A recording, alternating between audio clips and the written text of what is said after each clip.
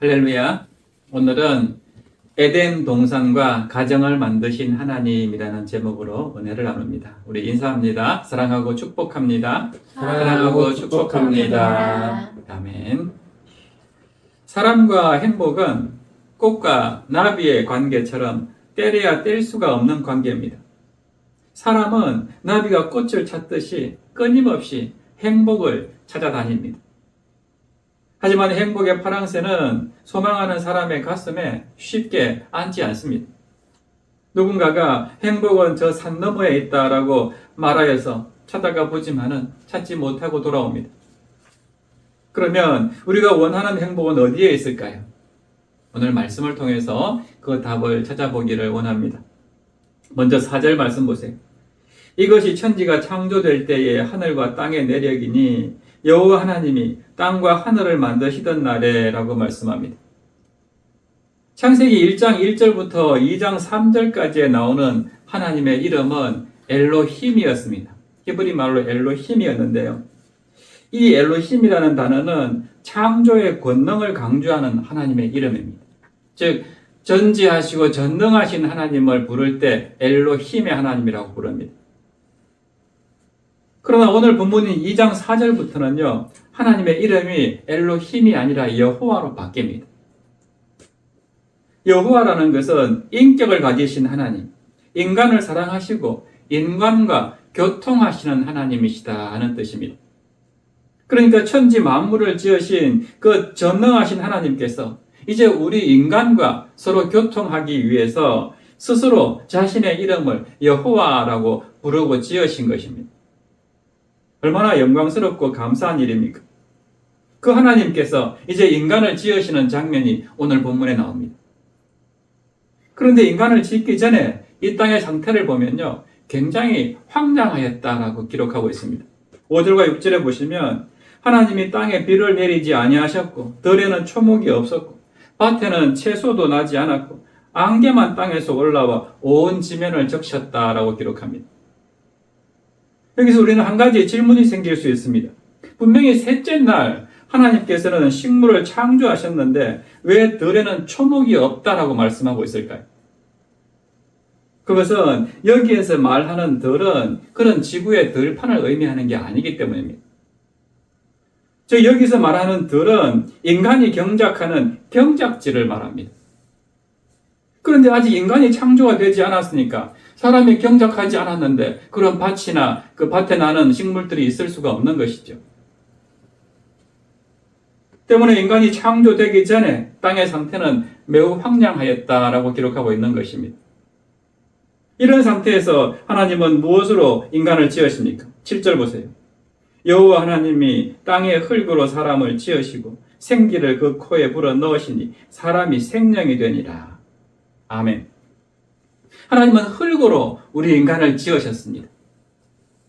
왜 이렇게 비천한 흙으로 사람을 지었을까요? 물론 하나님께서는 무엇으로든지 다 지을 수 있기 때문에 어떤 것으로 지어도 우리가 뭐라고 할 수 없는 분이시지만은 이것은 아무 육체라도 하나님 앞에 자랑하지 못하기 위해서라고 볼 수 있습니다. 또한 인간은 흙으로 만들어졌기 때문에 요즘 같은 겨울에는 너무나도 약해서 감기에도 잘 걸립니다.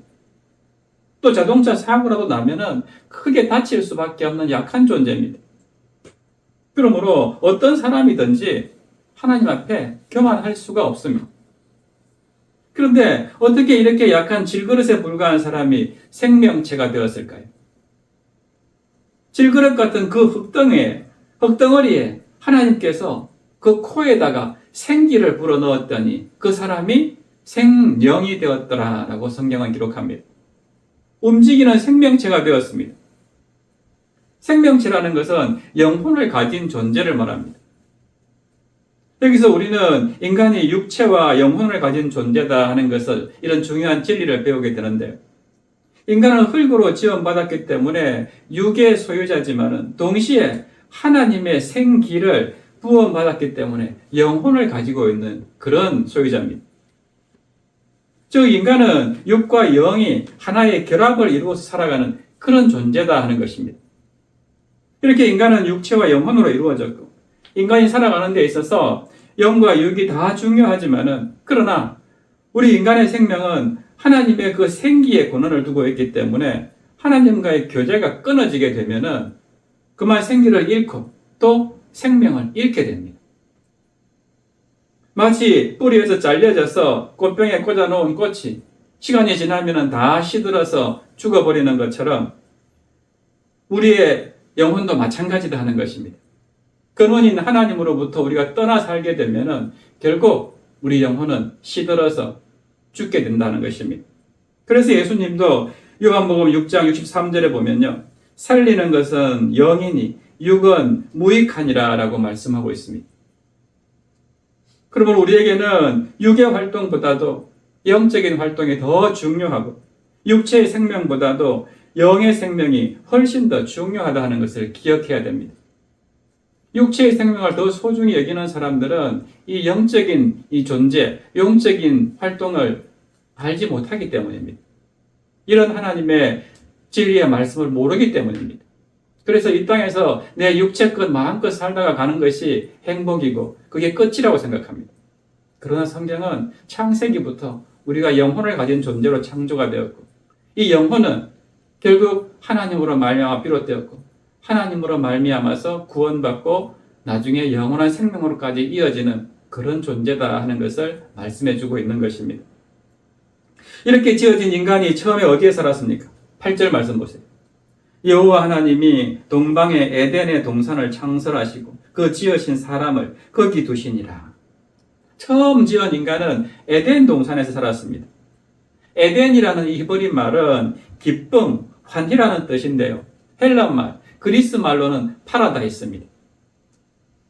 이 파라다이스라는 낱말은 고대 페르시아 말로는 울타리가 이렇게 둘러쳐져 있는 즐거움이 넘치는 정원, 기쁨이 넘치는 공원 이런 뜻입니다.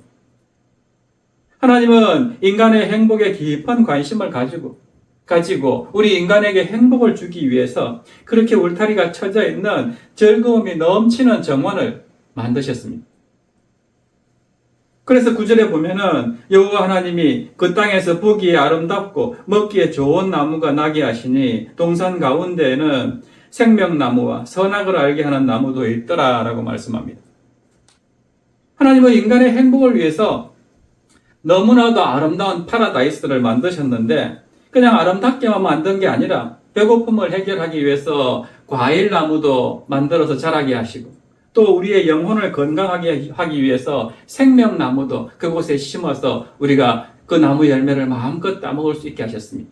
그러니까 영적으로, 육적으로 우리가 늘 건강하고 마음껏 배불리 먹을 수 있도록 만들어 놓은 곳이 바로 에덴 동산 파라다이스였습니다. 그래서 누구든지 이 생명나무 열매를 따먹으면 그 영혼에 싱싱함을 얻고 활력이 생겼습니다. 그리고 특별한 것은 선악을 알게 하는 나무도 그곳에 있게 하셨다라고 말씀하는데요. 선악과는 하나님과의 관계를 유지하기 위해서 마련된 특수한 나무였습니다. 뿐만 아니라 이 에덴에서 강이 발원해서 동산을 적시게 했었는데 거기에서 갈라져 나온 강이 4개가 있습니다. 비손강, 기혼강, hitdegel강, 유브라데강 이 4곳의 근원이 바로 에덴 동산이 되게 하셨습니다.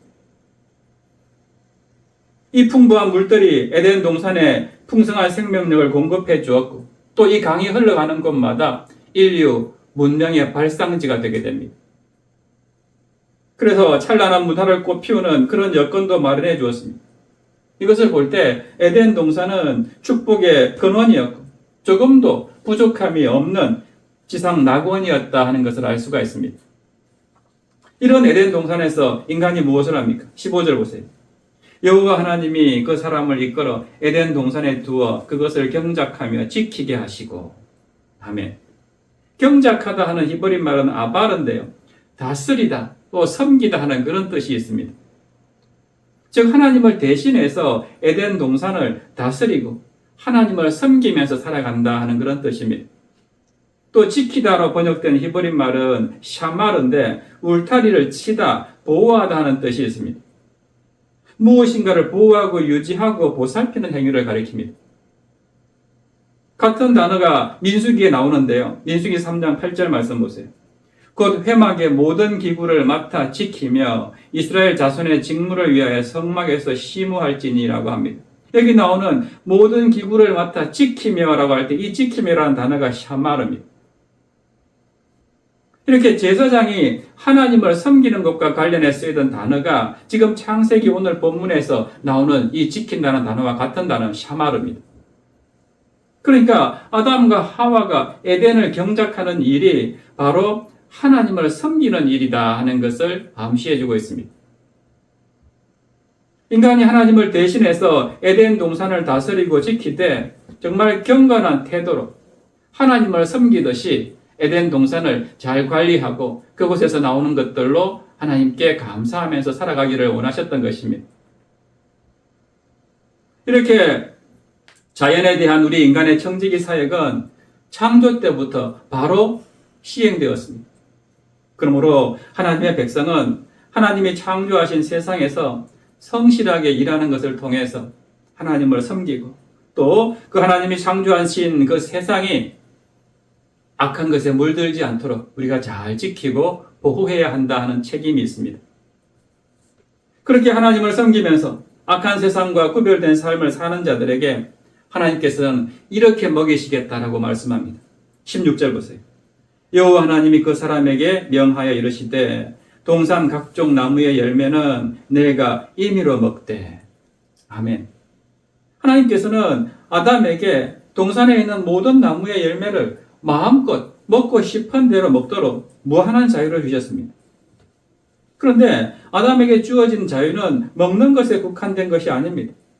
모든 면에서 자신의 판단에 따라서 자유롭게 하도록 하셨습니다. 그래서 아담은 뭐든지 마음껏 자유롭게 할 수 있었습니다.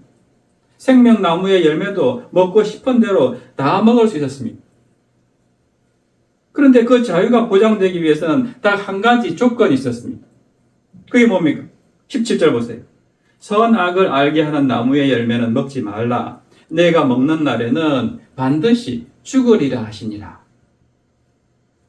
하나님이 인간에게 주신 무한한 자유를 누리기 위해서는 한 가지 조건이 필요한데 선과 악을 알게 하는 나무의 열매는 절대로 먹지 말라는 것입니다. 만약에 이 말씀에 불순종해서 먹는 날에는 어떻게 된다고 합니까? 반드시 죽으리라. 반드시 죽으리라 하는 말을 히브리 말로 표현하면요. 직역하면 이런 뜻입니다. 죽고 또 죽을 것이다. 이런 뜻입니다. 히브리어를 보면은 같은 의미를 가진 단어를 반복해서 강조하는 그런 표현들이 많이 나옵니다. 바로 앞절에 임의로 먹되라는 말도 히브리어로 직역하면요. 먹고 또 먹을 것이다 하는 뜻입니다. 이런 강조적인 표현은 그것이 가지는 절대적인 특성을 드러내줍니다. 그러니까 하나님의 명령을 어기면은 한 번 죽는 걸로 끝나는 게 아니라 죽고 또 죽는다는 것입니다. 그래서 우리말 성경은 반드시 죽을 것이다 라고 표현하고 있는 것입니다. 확실하게 죽는다. 살지 못한다는 것입니다. 같은 맥락에서 임의로 먹는다는 말도 먹고 또 먹을 것이다. 풍족하게 먹는다는 것입니다. 끊임없이 그 땅에서 나오는 것들은 네가 마음대로 먹을 수 있다는 것을 임의로 먹되 먹고 또 먹을 것이다 라고 표현하고 있는 것입니다.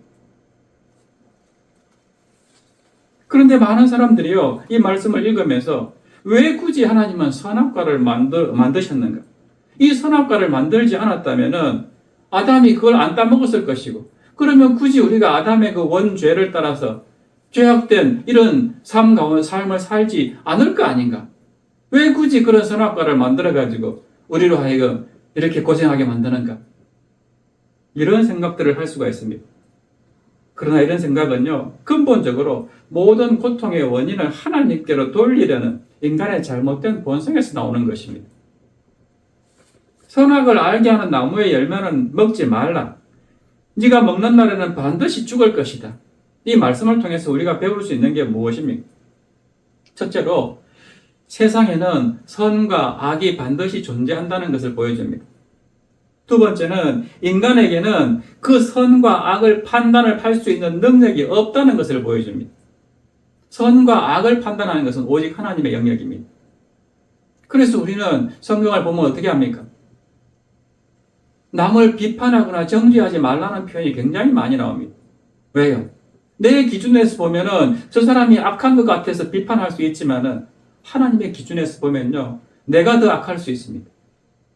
그 선악의 기준은 영역은 오직 하나님의 영역입니다. 그래서 이 선악과를 따먹지 말라고 하는 것입니다. 너한테는 그걸 분별할 수 있는 능력이 없다는 것이죠. 세 번째는 우리 인간이 가지고 있는 자유의 한계를 가르쳐 줍니다. 하나님은 모든 자유를 아담에게 허락하셨지만은 선악과를 따먹지 말라고 하신 것처럼 인간이 누리는 자유는 하나님의 말씀 안에서 허락된 자유다 하는 것입니다. 하나님이 정하신 그 자유의 한계를 넘어서게 되면 반드시 우리 행위에 대한 책임을 져야 한다는 것을 가르쳐 줍니다. 그래서 율법, 모세오경에 나온 율법을 보면 어떻습니까? 하나님의 말씀에 순종하는 자는 자손 대대로 복을 받지만 말씀에 불순종하는 자들은 하나님께서 엄하게 심판하고 징계하신다라고 말씀합니다. 이게 창세기 때부터 이 선악과를 통해서 가르쳐주는 말씀입니다. 계속해서 18절 말씀 보세요. 여호와 하나님이 이르시되 사람이 혼자 사는 것이 좋지 아니하니 내가 그를 위하여 돕는 배필을 지으리라 하시니라. 창세기 1장에 보면은 하나님은 창조하신 세상과 인간을 보시고 계속해서 보시기에 좋았더라 라고 말씀합니다. 첫째 날 창조하시고 보시기에 좋았더라. 둘째 날도 끝날 때 보시기에 좋았더라. 그런데 오직 여기서만은 좋지 않다라고 말씀합니다. 하나님이 보실 때 남자가 혼자 사는 것이 좋지 않았습니다. 그래서 그를 위해서 돕는 배필을 지으시겠다라고 말씀합니다. 여기서 우리는 하나님의 뜻이 무엇인가 하는 것을 발견하게 됩니다. 우리 인간을 향한 하나님의 뜻은 우리가 혼자 사는 게 아니라 가정을 이루고 생육하고 번성하는 것입니다. 종종 수많은 종교에서 그리고 수많은 사상들에서 우리가 혼자 사는 것이 그게 고상한 것이고 독신을 추구하거나 그렇게 살아가는 것을 아주 높은 경지에 있는 사람으로 보는 경향이 있습니다. 결혼하지 않고 동정녀로 또 결혼하지 않고 총각으로 계속 정절을 지키면서 죽을 때까지 그렇게 혼자 살아가는 것이 마치 어떤 고상한 우리가 감히 범접할 수 없는 높은 영적 차원에 올라가 있는 그런 사람인 것처럼 표현하는 종교들이 있는데요. 성경의 가르침은 그렇지 않다라고 말씀하고 있습니다. 가정을 이루고 사는 것이 하나님의 뜻이고 하나님의 선하신 계획이다라고 말씀합니다. 그렇다면 절대로 혼자 살면 안 되는 것일까요?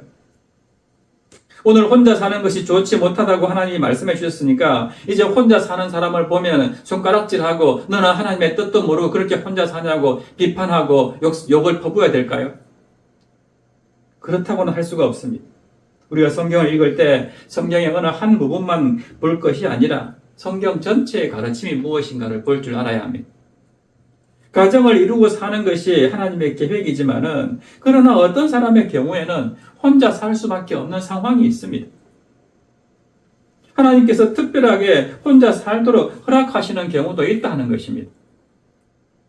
그러므로 오늘 말씀 한 구절만 보고 결혼하지 않고 혼자 사는 사람을 향해서 비판하거나 정죄하지 마시기를 바랍니다.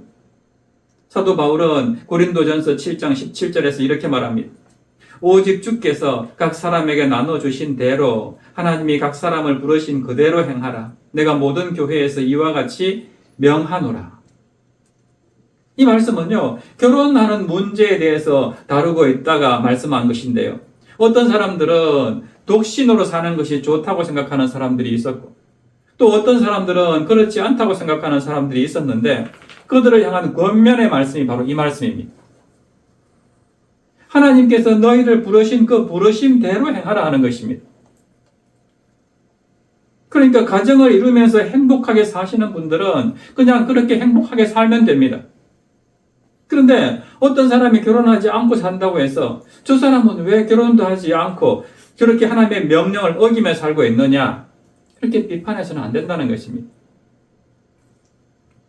또 한 가지 18절 말씀에서 우리가 기억해야 할 것은 하나님께서 혼자 사는 남자를 위해서 돕는 배필을 지으셨는데 이 돕는 배필이다 하는 말이 무슨 뜻인가 하는 것입니다. 남자가 우선이고 여자는 그 남자를 돕는 자로 서빙하는 자로 지으셨다 이런 뜻일까요? 실제로 많은 그리스도인들이 그렇게 오해합니다. 특별히 우리나라처럼 남성 우월 의식이 강한 유교 문화권에서는요, 이 말씀을 그렇게 오해하는 경우가 많습니다. 하지만 이 말씀은 그런 뜻이 아닙니다. 상식적으로 우리가 돕는다고 할 때 높은 사람, 힘 센 사람이 낮고 약한 사람을 도와주는 게 맞을까요? 아니면 낮고 아무 힘도 없는 사람이 높고 강한 사람을 도와주는 게 맞을까요? 상황에 따라 둘 다 가능할 수 있지만요. 일반적으로는 어른이 아이를 도와주듯이 높은 사람, 힘이 있는 사람이 낮은 사람이나 약한 사람을 도와주는 것이 맞습니다. 병들어서 아무 힘도 못 쓰고 있는 사람한테 무슨 도움을 받겠습니까? 특별히 성경에서는 누가 돕는 자라고 말씀합니까? 하나님이 돕는 자라고 말씀합니다. 시편 54편 4절 말씀 보세요. 하나님은 나를 그 다음에 뭐라고 합니까? 돕는 이시다 라고 말씀합니다. 오늘 본문에 나오는 돕는 배필이라고 할 때 이 돕는이라는 단어와 지금 시편 54편 4절에 나오는 돕는이라는 이 단어가 똑같은 단어입니다. 그러니까 하나님이 우리를 도와주듯이 그렇게 도와주는 역할을 할 수 있도록 하와를 만들었다 하는 것입니다. 그런데 사실 힘만 놓고 본다면은 대부분 남자가 여자보다 강합니다. 그래서 대부분의 스포츠 경기를 보면은 남자는 남자끼리 경쟁하고 여자는 여자끼리 경쟁합니다. 남자가 여자와 싸워가지고 금메달 따는 그런 경우는 없습니다. 그렇다면 하나님께서 아담을 위해서 돕는 배필, 즉 하와를 지으신 목적이 무엇일까요? 그것은 힘으로 도와주라는 것보다는 다른 의미가 있다는 것을 알 수가 있습니다. 저는 이 부분을 묵상하면서 전도서 4장 9절 이하 말씀이 떠올랐습니다. 두 사람이 한 사람보다 나음은 그들이 수고함으로 좋은 상을 얻을 것입니다. 혹시 그들이 넘어지면 하나가 그 동물을 붙들어 일으키려니와 홀로 있어 넘어지고 붙들어 일으킬 자가 없는 자에게는 화가 있으리라. 또 두 사람이 누우면 따뜻하거니와 한 사람이면 어찌 따뜻하랴. 한 사람이면 패하겠거니와 두 사람이면 맞설 수 있나니 세 겹줄은 쉽게 끊어지지 아니하느니라. 아멘. 혼자보다는 둘이 더 낫다는 겁니다. 왜요? 두 사람이 함께 일하면 더 좋은 결과를 얻게 되고 인생 여정 가운데 한 사람이 넘어지면은 옆에 돕는 배필이 이렇게 세워주고 또 혼자 누우면은 겨울에 너무너무 춥지만은 둘이 같이 누우면은 따뜻하다라고 말씀합니다. 뿐만 아니라 혼자 싸우면은 찌지만은 둘이 합치게 되면은 적에게 맞설 수 있고 세 겹줄 아들 딸도 낳아가지고 3명, 4명에서 맞서 싸우면은 충분히 대적해서 이길 수 있다라고 말씀합니다. 여러분 이게 바로 하나님께서 돕는 배필을 지으신 이유입니다.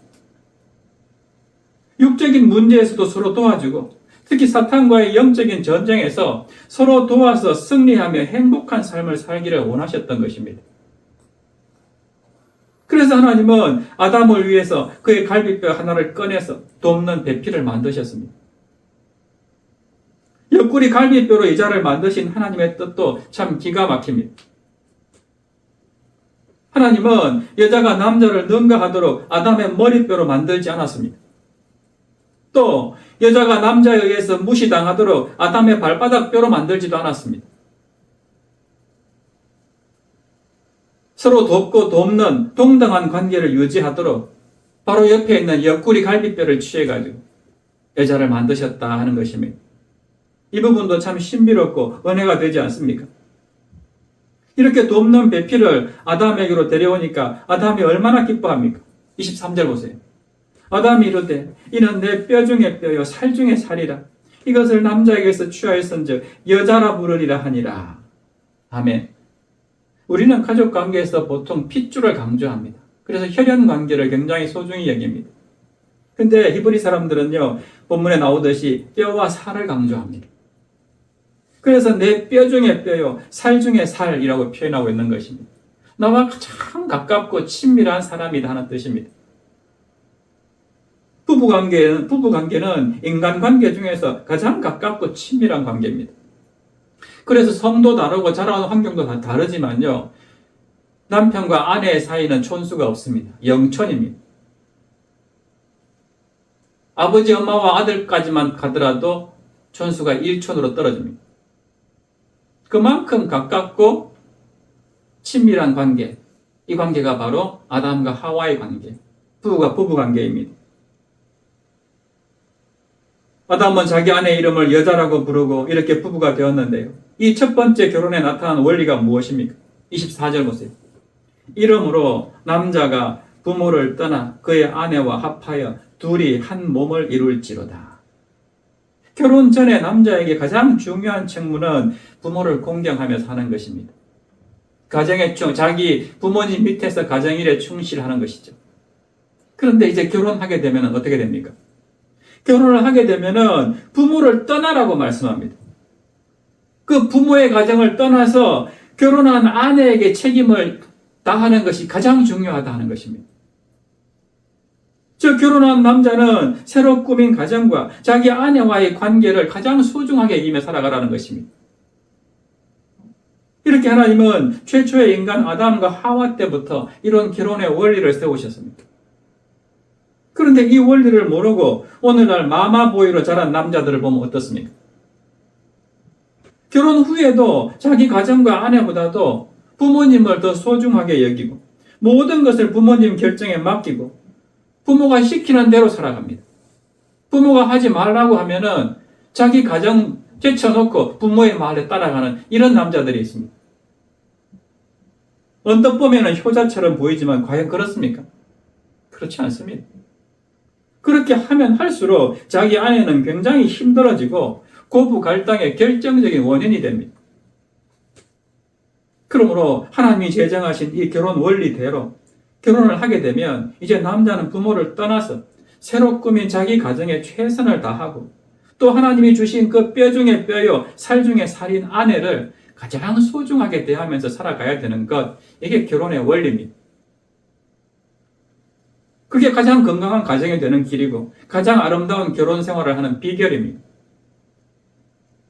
그런가 하면 이렇게 남편과 아내가 결혼을 통해서 한 몸을 이루었을 때, 즉 영적으로 육적으로 하나로 연합하게 되면 어떤 일이 일어납니까? 25절 말씀 보세요. 두 사람이 벌거벗었으나 부끄러워하지 않았다라고 말씀합니다. 이 말은 선악과를 따먹음으로써 죄와 수치가 들어오기 전에 이 부부는, 이 남녀는 완전히 서로를 다 개방하고 서로를 온전히 받아들이고 누리면서 그렇게 조화롭고 친밀한 관계로 살았다 하는 것을 보여줍니다. 그러나 죄가 들어오면서부터 부끄러움이라는 단어가 들어옵니다. 하나님 보기에 부끄러워서 무화과 나뭇잎으로 치마를 만들어서 두르고 숨어버립니다. 하나님과의 관계가 단절되는 것입니다. 그리고 세상과의 사이에서도 이런 관계성이 멀어지게 되는 것입니다. 심지어 부부 간에도 그런 어려움이 생기게 된다는 것입니다. 그러므로 우리 사랑교회 모든 가정들은 정말 하나님 앞에서 부끄러움이 없는 온전한 가정, 또 서로 조화롭고 가장 친밀한 그런 가정 생활을 하실 수 있기를 바랍니다. 말씀 정리합니다.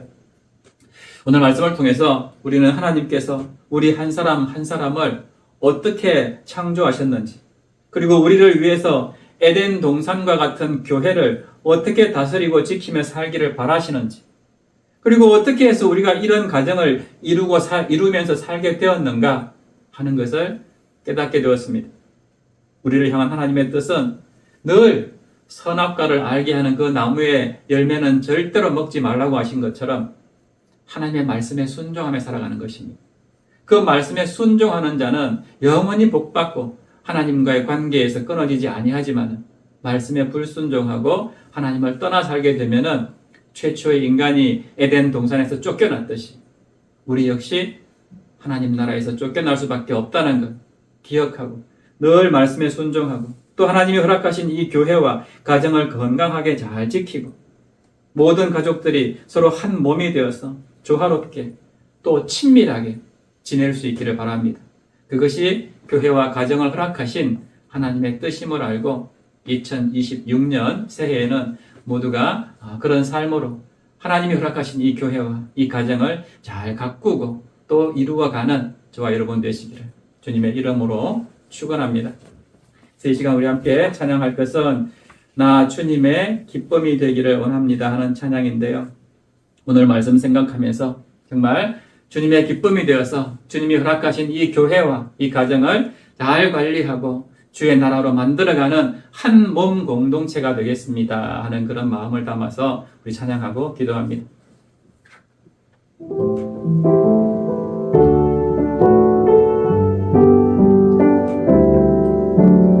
나 주님의 기쁨 되기 원하네. 내 마음을 새롭게 하소서. 새 부대가 되게 하여 주사. 주님의 빛 비추게 하소서. 내가 원하는 한 가지 주님의 기쁨이 되는 것. 내가 원하는 한 가지 주님의 기쁨이 되는 것. 겸손히 내 마음 드립니다. 나의 모든 것 받으소서. 나의 맘 깨끗게 씻어주사. 주의 길로 행하게 하소서. 내가 원하는 한 가지 주님의 기쁨이 되는 것. 내가 원하는 한 가지 주님의 기쁨이 되는 것. 내가 원하는 한 가지 주님의 기쁨이 되는 것. 내가 원하는 한 가지 주님의 기쁨이 되는 것. 아멘. 우리 함께 기도했으면 좋겠습니다. 살아계신 하나님 아버지, 정말 주님의 기쁨이 되기를 원합니다. 하나님의 손으로 우리를 만드시고 우리에게 에덴 동산과 같은 교회를 허락하시고 또 우리를 위해서 이 가정을 허락하신 주신 하나님, 그 하나님의 은혜와 사랑을 늘 기억하면서 주의 말씀에 순종하면서 늘 주님의 기쁨이 되는 삶 살아가기를 원합니다. 우리 이런 마음으로 함께 주님 이름 부르시고 기도합니다. 주여, 살아계신 하나님 아버지, 은혜와 사랑에 참 감사를 드립니다. 아버지, 우리를 위해서 그렇게 흙으로 사람을 만드시고 그 코에 하나님의 생기를 불어넣으셔서 우리를 육체를 뿐만 아니라 영혼을 가진 자로 늘 하나님과 교통하는 자로 만들어주시면 참 감사를 드립니다. 아버지 하나님, 그리고 우리가 혼자 사는 것이 아버지 좋지 않다고 우리에게 돕는 배필을 허락하시고 또 에덴 동산과 같은 그런 파라다이스, 이런 교회를 우리에게 허락하시고, 그래서 우리로 하여금 정말 교회와 가정을 통하여서 하나님과 더 친밀하게 더 가깝게 교제하며 살아갈 수 있는 이런 여건과 환경을 만들어주시면 참 감사를 드립니다. 아버지 하나님, 주님이 주신 이 놀라운 은혜와 사랑을 우리가 늘 기억하면서 정말 하나님의 뜻대로 선악을 알게 하는 나무의 열매는 절대로 먹지 않고 그 말씀에 순종하면서 하나님을 기쁘게 해드리고 또 이 땅 가운데 정말 하나님이 만드신 이 에덴 동산과 같은 교회와 가정을 우리가 잘 지키고 관리하면서 주의 뜻대로 아버지 그렇게 아버지 세우고 이끌어가는 저희들의 삶이 되게 하여 주시옵소서. 그래서 많은 영혼들이 이 하나님의 사랑을 알게 하고 하나님께 나오도록 만들어가는 우리의 성도들 다 되게 하여 주시옵소서.